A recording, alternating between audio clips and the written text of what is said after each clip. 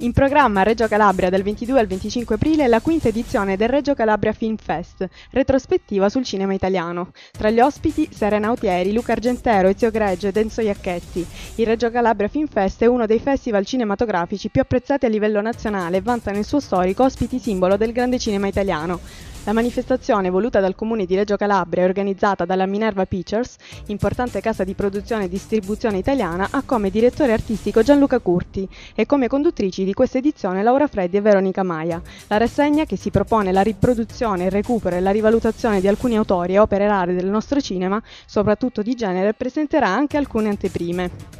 Questa sera proporrà la prima in contemporanea mondiale, in concomitanza con la Giornata della Terra, del documento Disney Earth, La nostra terra. Saranno anche assegnati il premio Mediterranea a un maestro del cinema che ha saputo valorizzare la cultura mediterranea, il premio Leopoldo Trieste a un giovane interprete del cinema italiano e il premio alla memoria di Mino Reitano, che verrà ritirato dal fratello del cantante.